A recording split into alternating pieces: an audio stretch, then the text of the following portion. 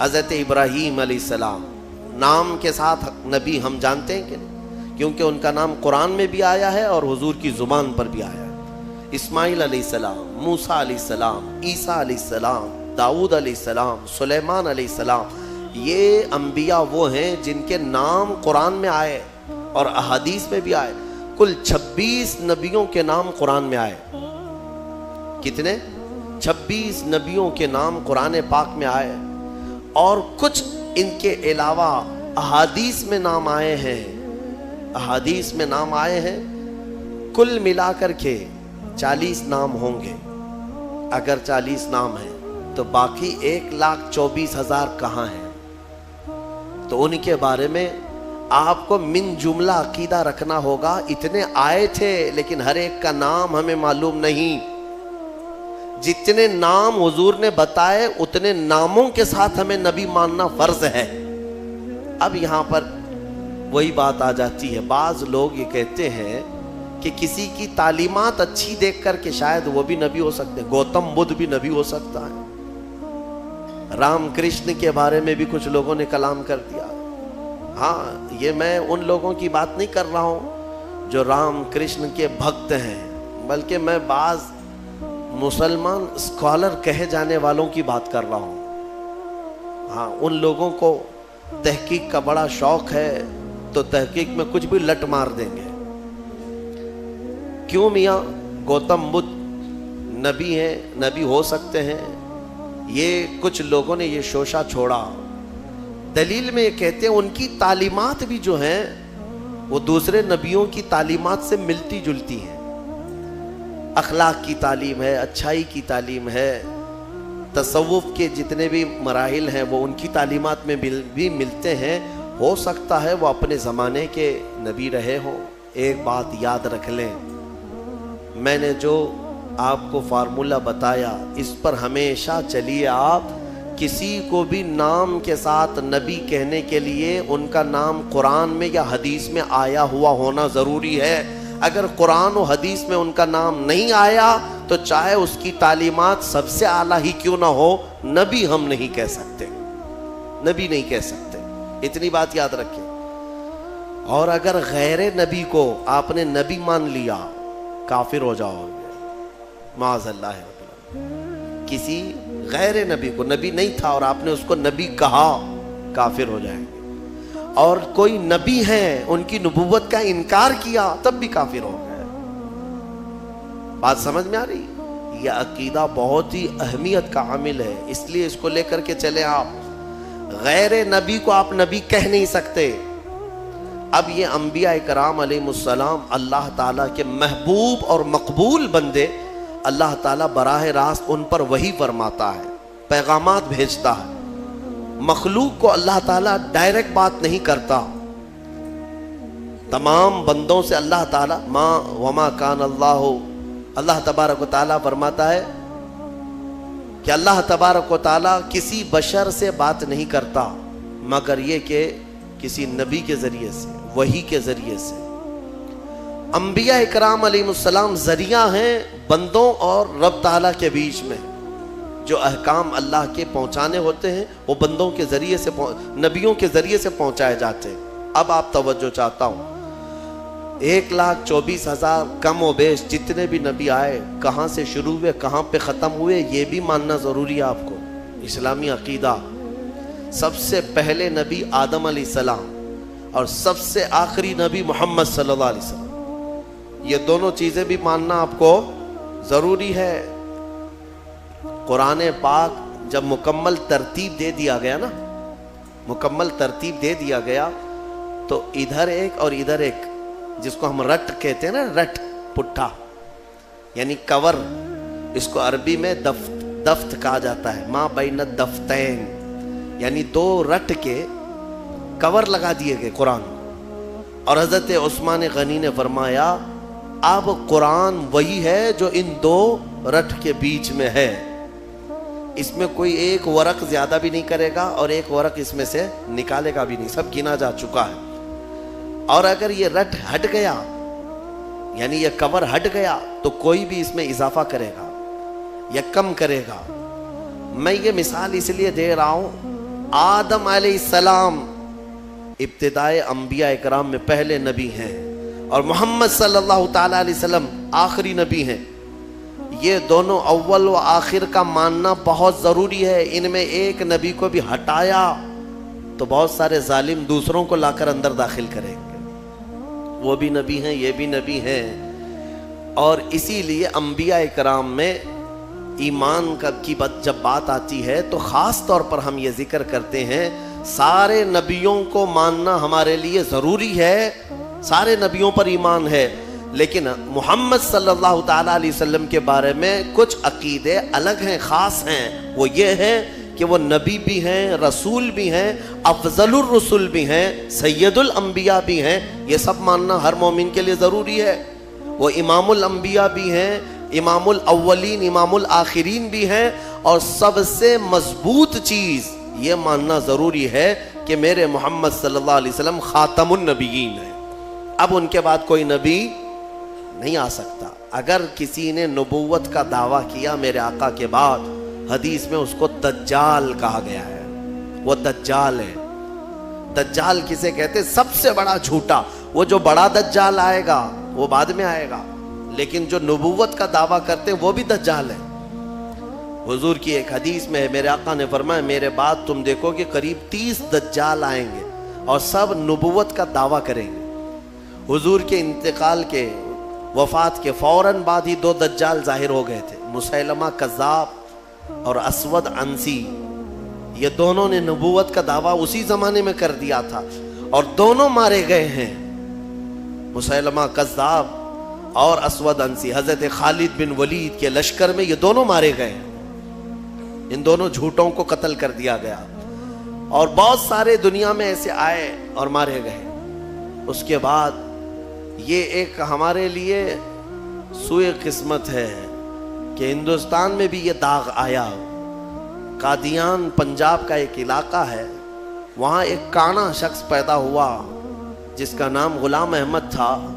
अंग्रेज़ों ने उसे पाला था और बड़ा करके उसको तालीम दे दे करके फिर उससे नबूवत का दावा भी करवाया। कादियानियत एक पूरा का पूरा आज एक फ़िरका है, एक पूरा दीन फैला दिया। मिर्ज़ा गुलाम अहमद कादियानी, इसने नबूवत का दावा किया। ये 100 साल पहले की बात कर रहा हूँ। वहाँ वो इंग्लिश नबी बन करके आया था और लोगों में अपने नबी होने का, बल्कि ईसा अलैहिस्सलाम से अफजल होने का भी दावा करता था। और भिंगा था, काना था, एक आंख से कमजोर था। ईसा अलैहिस्सलाम के बारे में तो है कि वो मादरजाद अंधों को शिफा दिया करते थे और ये गुलाम अहमद खुद ही काना था, अपनी आंख दुरुस्त नहीं कर सका और कहता है मैं ईसा से अफजल हूँ, ईसा अलैहिस्सलाम से अफजल। उसके भी कुछ मानने वाले हो गए। आज उन्होंने नाम अलग रख लिया है, अहमदी जमात। कादियानी कहेंगे तो जल्दी पहचान लेंगे सारे लोग। तो जमात अहमदिया, अहमदी जमात, और ये कहते हैं ट्रू इस्लाम, सच्चा इस्लाम यही है। इन खबीसों ने इंटरनेट पर ऐसी भरमार रखी है कि जब भी कोई इस्लाम सर्च करने पर जाता है भोला भाला नौजवान, तो सबसे पहले इनकी वेबसाइट उतर जाती है। इस्लाम के नाम पर इन्होंने जाल फैला रखा है, इतनी रिवायतें गढ़ गढ़ करके नई नई बातें बना कर रखा है। इसीलिए मैं नौजवानों से कहता हूँ हमेशा कि सारा दीन इंटरनेट से मत सीखो। हाँ, कुछ मालूमात ज़रूर उसमें हो जाएंगी, लेकिन क्रॉस वेरिफिकेशन के लिए ज़रूर उलमा से राबता किया करें कि ये सही भी है या नहीं है। वरना हमने देखा है कि गूगल वाले बहुत सारे छोटे छोटे रास्तों में फंस जाते हैं।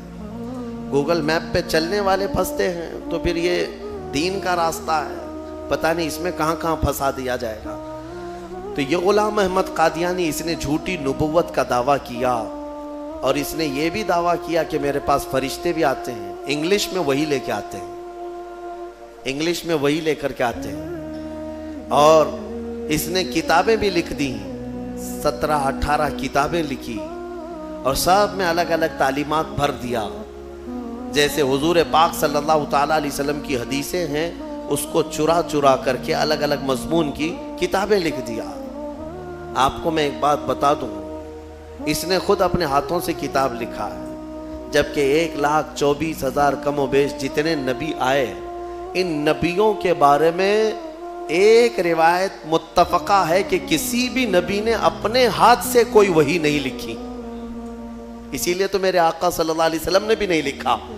اور اس بات کو لے کر کچھ جاہل یہ سمجھتے ہیں کہ حضور کو لکھنا نہیں آتا تھا.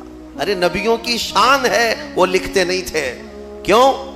اس لیے کہ نبی کا حافظہ ایسا ہوتا ہے کہ اسے لکھنے کی ضرورت ہی نہیں ہوتی. ضرورت نہیں، ہاں لیکن لکھوایا جاتا تھا. حضور نے لکھوایا ہے صحابہ سے، اور یہ مردود تو خود ہی لکھتا تھا. ساری کتابیں خود ہی لکھا، اور پھر بعد میں مارا بھی گیا، ختم بھی ہو گیا. انہوں نے ایک گند پھیلا رکھی ہے. فرشتوں کا نام بھی ٹیسو ٹیسو، میسو میسو. نہ جبرائیل، نہ میکائیل، نہ اسرافیل، نہ اسرائیل. ٹیسو ٹیسو، میسو میسو، جو وہی لے کر کے آتے تھے. نعوذ باللہ من ذالک. انہوں نے ایک دین کو مذاق بنایا. اس طرح کے اور بھی جھوٹے نکلیں گے.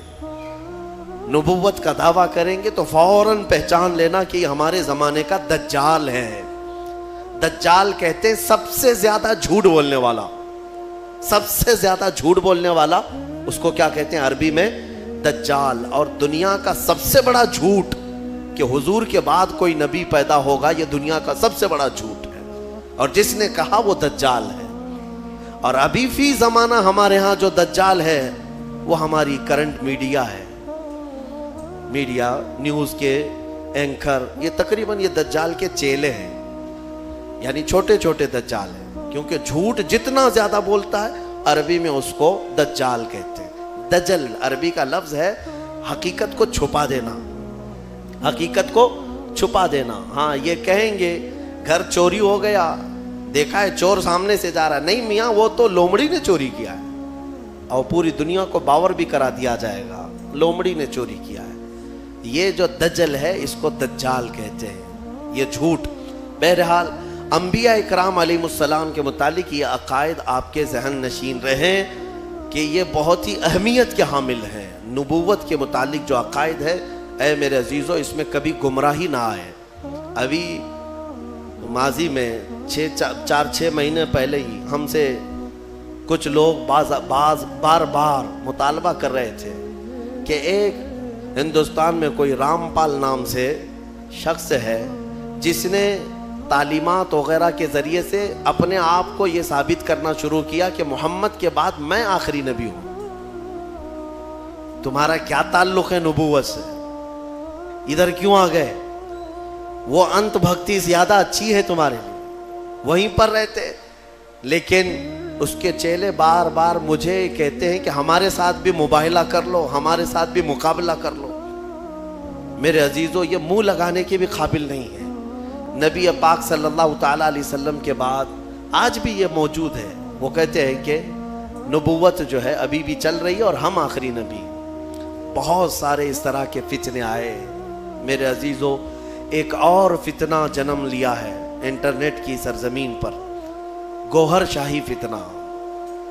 گوہر شاہی، لوگ اس کو دیکھ کر کے اس کی تعلیمات سے متاثر ہو جاتے ہیں. تصوف کی بڑی بڑی باتیں کرتا ہے ایک شخص اور لوگوں کو گمراہ کرتا ہے. کبھی نفس کی باتیں، کبھی نماز کی باتیں، کبھی معرفت کی، کبھی طریقت کی. بھولے بھالے مسلمان یہ سمجھتے ہیں کہ اس سے زیادہ علم کس کے پاس ہے. اے میرے عزیزو، اس سے بھی زیادہ تعجب کی چیزیں تمہارے پاس آتی رہیں گی. حضور پاک نے بہت پہلے ہی بشارت دی ہے کہ ایسی جماعتیں آئیں گی. تمہیں پتہ نہیں ان کے چھپے ہوئے عقیدے. یہ گوہر شاہی فتنہ کیا ہے؟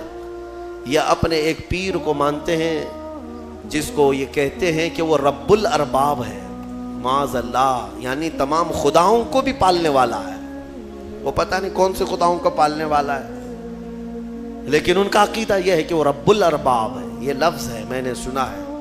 کھلی ہوئی، یہ کھلا ہوا ارتداد ہے. ان کا اسلام سے بھی تعلق نہیں اور لوگ اس کو تصوف کا بادشاہ سمجھے بیٹھے ہوئے ہیں. کہتے ہم کو سیدھا راستہ مل گیا. بلکہ میں نے ان کے فتنوں میں یہ تک سنا ہے، وہ کہتے ہیں اس زمانے میں اگر کوئی لا الہ الا اللہ کلمہ پڑھتا ہے تو وہ کھلا شرک کرتا ہے. اب یہ کلمہ نہیں چلے گا، گوہر شاہی کلمہ چلے گا، اس کے پیر کا کلمہ چلے گا. نعوذ باللہ من ذالک. नबूवत का भी करीब करीब दावा इन्होंने किया है।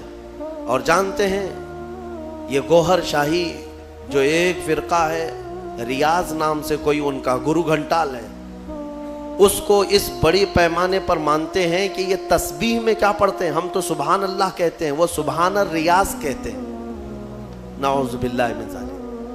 मैं भोले भाले सुन्नी मुसलमानों को समझाना चाहूँगा कि सिर्फ जो दिखने वाली चकाचौंध है इस पर मत चले जाना। इनका छुपा हुआ जहर इतना खतरनाक है कि तुम बेईमान हो जाओगे, कुफ्र की मौत मर जाओगे, तुम्हें पता भी नहीं चलेगा। हो सकता है 90 बातें इनकी अच्छी लगती हों, तसव्वुफ की, तरीक़त की, मारिफत की, लोगों को का दिल मोह लेती हैं बातें।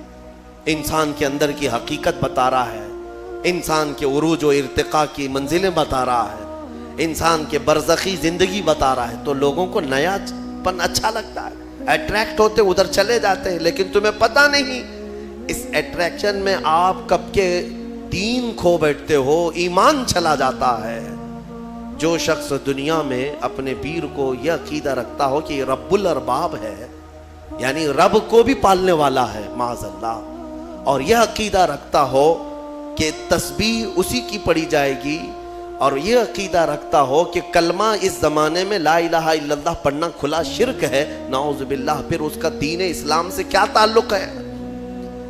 ये यहूदियों के पाले हुए वो लोग हैं जो इस्लाम को पढ़ते हैं और इस्लामी लिबास पहन करके हमारी जमातों में आते हैं। लिहाजा मैं सबको अलर्ट करना चाहूँगा, इस फितने से अपने आप को बचाओ। मैं बहुत दूर दूर जा कर के देखा, छोटे छोटे इलाकों में सिर्फ इंटरनेट को देख करके लोग उसके मुरीद हो गए, उसके गर्विदा हो गए, उसके पीछे हो गए।